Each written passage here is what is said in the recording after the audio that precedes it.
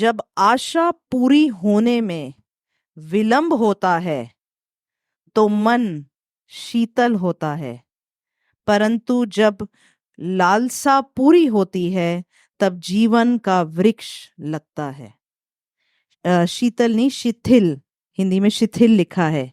आस दी ढील दिल नु बीमार कर दी है।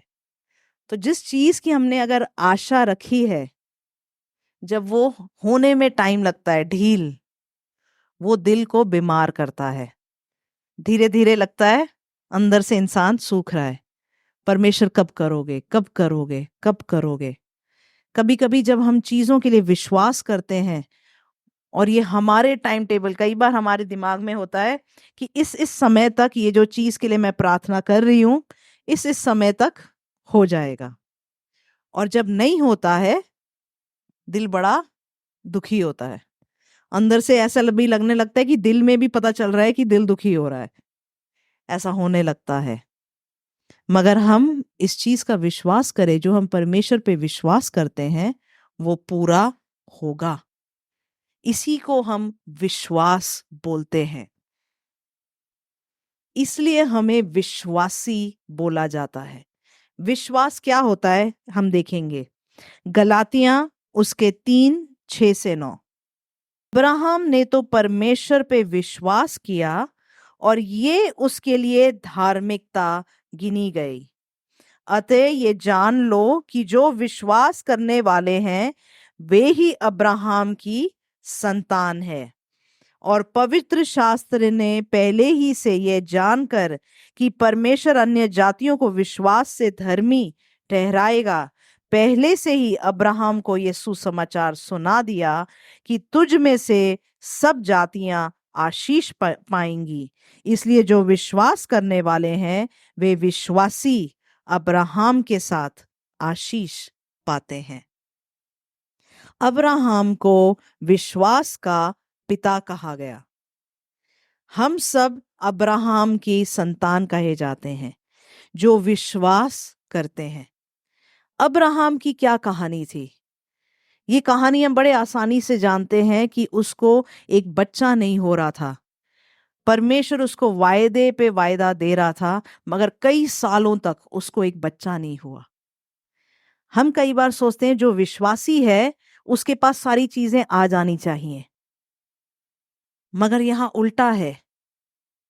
एक बच्चा जो हागार को आसानी से आ जाता, उसको समय नहीं लगा, वही आशीष पाने के लिए अब्राहम और सारा को सालों साल इंतजार करना पड़ा।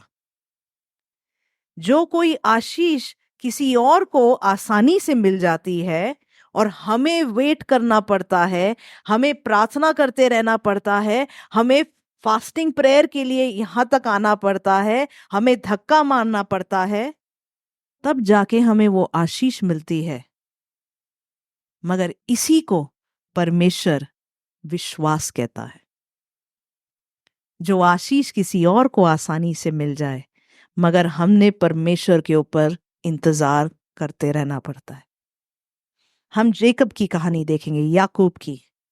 तो अगर आप सोच रहे हैं परमेश्वर आपसे गुस्से में है, या परमेश्वर पता नहीं कोई कहीं पे कोई वायरिंग में, सुनने में, हम कई बार ये सोचते हैं शायद परमेश्वर मेरे से गुस्से में है, ये मेरे साथ ही शायद नहीं होने वाला, ये सब कहने वाली बातें हैं, ये झूठी बातें हैं, शायद मैंने जो भविष्यवाणी का वचन सही नहीं सुना, या वायरिंग में कहीं प्रॉब्लम है, ये चीजें होती नहीं है।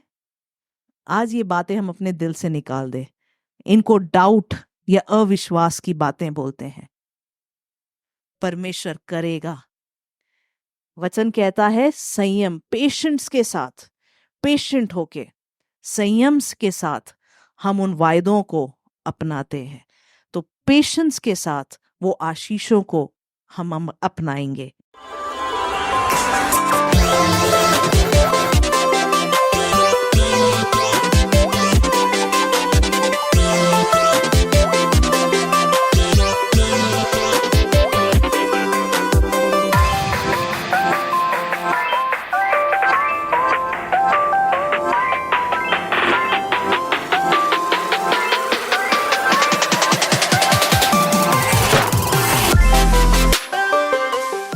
उसके साथ वो रिश्ता, और वो रिश्ता कैसे बना? वो लहू से।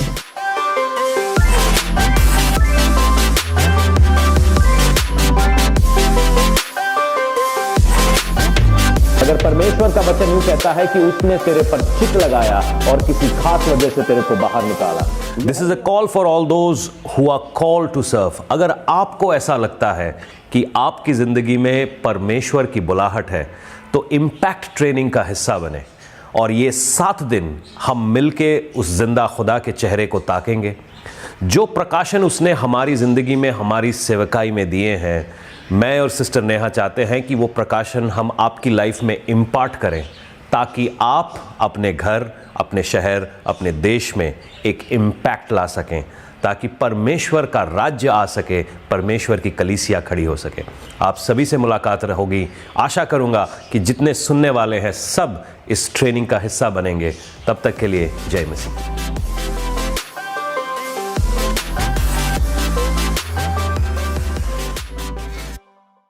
इम्पैक्ट का हिस्सा बनने के लिए डिस्क्रिप्शन बॉक्स में दिए हुए लिंक पर क्लिक करें।